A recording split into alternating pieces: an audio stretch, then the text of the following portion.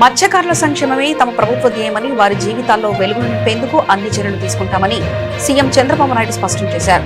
శ్రీ పొట్టి శ్రీరాములు నెల్లూరు జిల్లా కావలి నియోజకవర్గంలోని తుమ్మలపేటలో నేడు జరిగిన మత్స్యకారుల సేవలో ఈ కార్యక్రమంలో ఆయన పాల్గొని ప్రసంగించారు.